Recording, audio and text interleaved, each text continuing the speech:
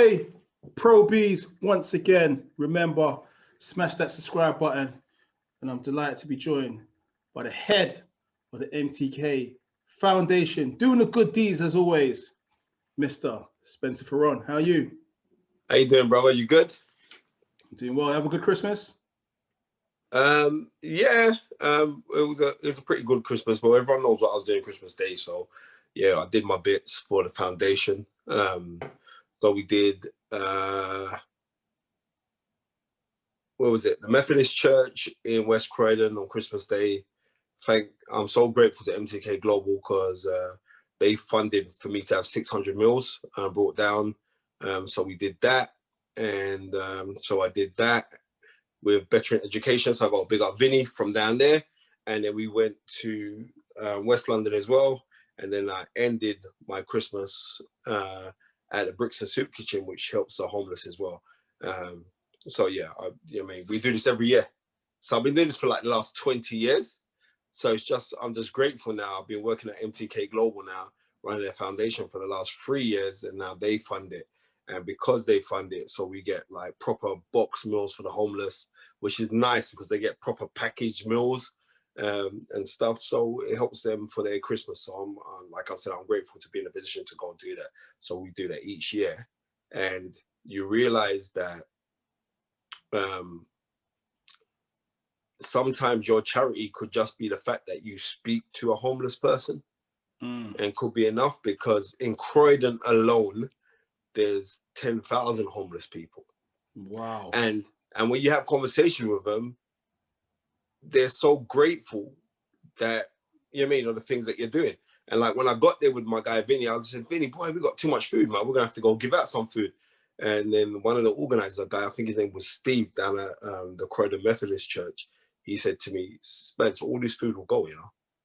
And then when I looked out, I saw the queues. You know, you go check on my Instagram, there's queues and queues of people. And the weirdest thing is, like, certain people are homeless, you wouldn't look on them and think that they're actually homeless. Do you know what I mean? How they present themselves and the clothes that they got on, but they're actually homeless. So it's sometimes when you can take time out, you can speak to people. Like some people recognize you there, some people don't. And then when they do, they want to talk boxing and stuff. And it's just about making a day. And that's what I believe that it's all about. And if you could just make someone's day, you know what I mean? Especially after everything that's gone on in 2020. Mad. Yeah. Everyone was saying, yeah, 2020 means 2020 vision. It has. Our reality is now is that the world's on a lockdown. So you got to think, if you know that you're still getting funds coming in, you still got money in the bank, you got a roof over your head, food in the fridge, you don't know how fortunate you are. You got running water, you don't know how fortunate you are. You know what I mean? So, you know what I mean? We got to not only count our blessings, but live them. So like I said, I'm mad grateful to the people down at MTK Global giving this position, because this is something I do, which we don't really highlight, but sometimes it's good to talk about. And the reason why it is, last year, I went to the Bricks and Soup Kitchen, right, where we spent the day with the homeless, and I brought a business person with me. I'm not going to call his name, but I brought a business person. He's doing very well for himself. And then the following year, he ends up, didn't tell me, he ends up going to the same Bricks and Soup Kitchen, bringing donations, clothes, food, to help out homeless people. So sometimes we take back when we see certain people with certain name brand statures who are doing things with charity, and we think, oh, they shouldn't be showing what they're doing. No, they should be showing what they're doing, because it influences other people to go do the same thing. And that is it. You know what I mean? And to my reward, let the glory be to God. And that's it, man. Class, man. Class. Big up MTK, Spencer Fearon, man. Helping people in times of need. That's what it's all about, especially in this pandemic. But Spence, we've got to talk about the boxing. And I think what a lot of people are talking about is this mega fight that we wanted. You know, we've been wanting this fight. We've been wanting this fight for a while. Errol Spence and Terence Crawford. And it looks like the goalposts just keep moving. Spence has kind of said, look, this is the terms, 70-30. Nothing more, nothing less. Crawford's having none of that. And it will seem like, it's looking like now Crawford is more likely to fight Sean Porter. More Well, so Sean Porter is the number one challenger for the WBO. for both of them. Yeah. Right. So I believe that's a good fight. You know what I mean? That's a good fight. Trust me, it's a good fight. But what I am saying is, and I'm just being real, if you guys want to see Terence Crawford versus Sean Porter, Terence Crawford versus Errol Spence, then I think the intermediary to make that happen should be MTK Global, because I'm not saying, oh, because you're out there or blah. I've just seen those people in that industry pull strings to make things happen. That's what I'm standing on. You want to see the biggest fights? I think the people in the middle should be the people behind MTK Global, because they can make things happen. But we have to be realistic. Who's saying 70-30 split? Spence's team, Team Spence. Well, the reason why they're saying that, and I can see where they're coming from, is simply because they get the bigger pay-per-view buys. So you can see where they're coming from, right? The person, you got to think, neither of them are that big a name where you could just stop anyone on the street and say, do you know who these guys are? They know who they are. You know what I mean? Unless you're in Texas, where Terence Crawford's from, right? Texas, yeah. Where Spence is from, sorry. Right? Neither of them are that big. They're big within boxing, but as a global entity, neither of them are that big. But the person who's making the more pay-per-view buys, I'm just speaking here, the one who's making the bigger pay-per-view buys is actually Errol Spence Jr. So he's right to say, I want a 70-30 split, right? But let's be realistic.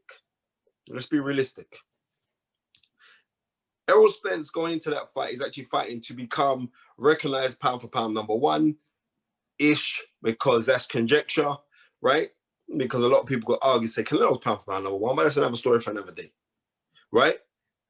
So they should meet in the middle. Just meet in the middle. You know what I mean? And say, all right, then we're gonna do a 50-50 split, right? The loser loses 10%. The winner takes the other guy's 10%. So it's a 60-40 split to the winner and the loser. That way it's clear. It's done. Easy. It's quite simple to work it out, you know. If you're so big and bad you feel that you can beat me, cool. I'm putting mine on the line. So it's a 50-50 split. And whoever wins, I get the 10%. And that should be done. That way, you really want to put ego to the one side. If you're in it for you generally believe that you can win the fight, that's what it should be, and done there. Would you kind of make of Timothy Bradley saying that he thinks straight up, he thinks that Spence is ducking Crawford? Timothy Bradley's talking crazy, man. Let's be real. Timothy Bradley's talking crazy. And the reason why, and I like Timothy Bradley. I sat, you know, in matter of fact, what year was it? 2008. It was June 2008. I sat with Timothy Bradley's mother when he came to the UK to beat Junior Whitt for his WBC title. And at the time, we sat ringside, and I was sat with Timothy. I didn't know his mom at the time. I was working for Standard Sports, right? And I was the first person to interview him in his change room as well. I was working for Standard Sports then, and Timothy, like Junior Whitt's guys were sat in front of me, his crew, and they were slagging off Timothy Bradley, saying all kind of obscenities and da-da-da. And I told those guys, Regin, hold it down, because this is my man's mum's here. You know what I mean? And they knew out of respect, and they called it down. They're still calling that abuse because they want the guy to win, so the guy in support. But they were saying some defamatory things towards Timothy, and I just told them to calm down a piece, and they did. And because of that, Timothy Bradley's mother took me into the change room to speak to her son. I want to find that video and release that. You know, it was a good interview that I did with him in the change room. Nice guy, Timothy Bradley. I've got time of day for Timothy. But what I do think, also, remember, Terence Crawford's Timothy's friend, you know. That's his brethren. That's Timmy's brethren. Right? It's Timmy that brought it to the forefront when you say, like, what a fantastic fighter he is, and da-da-da-da, that opened it up. And then times there, Tim was a unified world champion. So, but Errol Spence has called him some defamatory things in the past when he's spoken out on certain things, he's called him an Uncle Tom and a coon and blah, blah, blah, blah, blah. And you know it is as a person of color. You don't want to hear no one call you a coon. I can take all the abuse ever, but don't ever call me a coon. I'll go nuts over that. So I can see where he's coming from. You understand? So there's no real love lost there. And there are opposing sides. There's the Al Heyman lot. And there are the guys. And remember, Timothy Bradley was a top-ranked fighter. You know what I mean? He was a top-ranked fighter. He ESPN, what, the biggest network in the world? Yeah, for boxing. ESPN, biggest sports ESPN. network. Yeah, ESPN, the biggest. Oh, the biggest. So I'm really grateful that I actually call the fights for MTK Global on ESPN Plus. So you know what I mean, right? But they're the biggest, right? They are big, right? So he works for them as well. So where's his allegiance going to be, or where he's going to side with that anyway? You know what I mean? That's how it goes. Because what Bradley was saying is because Spence has talked about the Canelo fight. He's always spoken about the Canelo fight, though. We can go back 3 years ago. He was speaking about the Canelo fight. He's always been speaking about fighting Canelo. Remember that. That's nothing new. And that's because he's saying, I want to pit myself against the best. I'm not looking at him thinking that. I generally think that in his head, that he thinks that he could beat Canelo, especially if the fight was done at 160. He believes that, right, I could have it, right? There's nothing wrong with that, you having those kind of aspirations. But before you do that, you know what I mean? As we say in Jamaica, dance a yard before you dance abroad. You know what I mean? Now, in your own place, there was another American who is rated really highly, you know what I mean? Who's even rated higher than you on a pound-for-pound list, and that's Terence Crawford. Take care of that first, then go after the Canelos.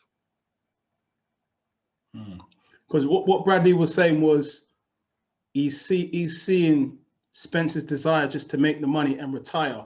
And obviously the biggest fight out there is, well, the biggest money fight out there is Canelo.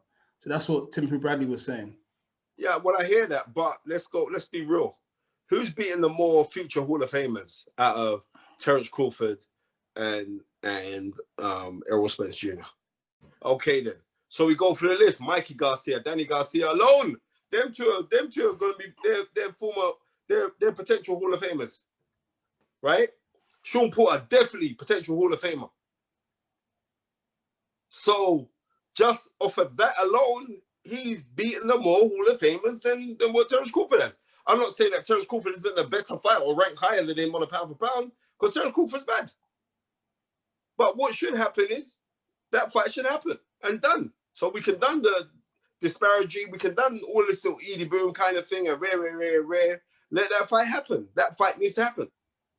You mentioned who's got the biggest notoriety earlier in the conversation, and I remember seeing Derek James, the trainer of Errol Spence, in Vegas for the Wilder versus Fury. Nice guy, man.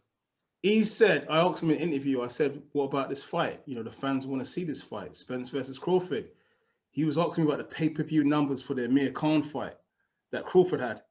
It was very low. Saying, yeah, so it was really low. He says, look, Crawford needs to get his weight up. So are we kind of seeing a statement put out by that Team Spence, that unless Crawford goes out there to maybe beat a Manny Pacquiao or, you know, someone of that ilk, that the fight still ain't going to happen? Well, I hope not. I hope not. It's a great fight. And with the right people behind it, engineering this fight, it could be a very, very big fight. And that's the truth.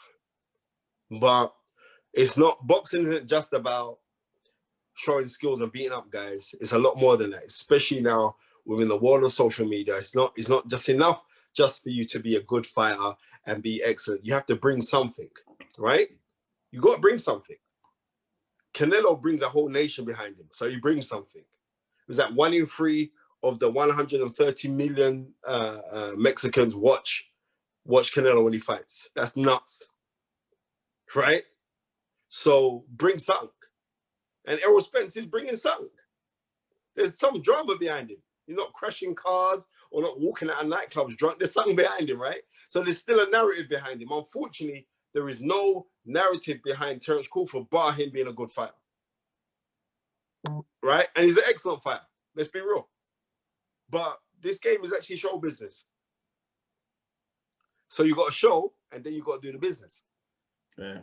A la Jake Paul wanted to fight Conor McGregor, you know, the show business side of things. Yeah, exactly. 100%. Yeah. But let's not against Terence Crawford. I think Terence Crawford's a great fighter. Terence Crawford could benefit from talking to MTK Global, right? Make sure you tag him in the post. He could benefit from talking to them because you know what? Here is a collective that they're not about the money. They're about getting the best money for the fighters. You know what I mean? They're not looking to see, they're not trying, it's not pimps and prostitutes in this game. Right? There are no pimps or prostitutes that end. All right. Hey, Spencer, lastly, we've got to talk about Luke Campbell aiming to cause a big shock. Or is it a big shock? Because if you look at the resumes, right? On the professional ranks, Ryan Garcia is still getting his experience. He still hasn't had those breakthrough fights yet. Whereas Campbell has been at the top of the mountain already and had 2 world title fights. But he's lost both of them. Experience? Regardless, listen to me, but he's lost both of them. Right? Hugh Glenn-Lawrence, he gave him a run, and I commend him because remember his dad just passed away. That must be hard for anyone to go through because I know what it's like. I know it's like I lost my dad. I was going for a nervous breakdown. I don't know what he was going through, and he fought gallantly as well. 2 weeks after, yeah. Yeah, 2 weeks after. You know what I mean? But he got knocked down in that fight. We give him a squeeze. And to tell you the honest truth, the honest truth, he showed the blueprint how to deal with Lomachenko. And that's that. Because for all these other guys who were gassing about when they was watching Lomachenko, I thought that was an under par performance by Lomachenko. And it was wrong of me to think that. It was to the credit of Luke Campbell because he boxed the orders, he boxed long, he had a very, very good game plan. But there must be something about this Garcia youth because I hear everyone ranting about him. I can't actually see it. The Fonseca fight, that was wicked, that was right. But that was it. But when I'm hearing guys who've been in the game a long time, like Joe Goosen saying, nah, he could be one of the greats. And I'm saying, what, are you paid to say this because you're trying to get more Instagram followers or something? Or what? I don't know. But so there must be something. And I know this sport is a numbers game. Numbers don't lie. And I would think a close points decision, and it's gonna go to Garcia. Only because when I look at it, Luke Campbell's been an excellent amateur. I remember calling his fight against John Nevin in 2012 for BBC. Yeah. Right, for the Olympics. So yeah, I mean, so I got kind of affiliation with the guy, but they must know something that I don't know.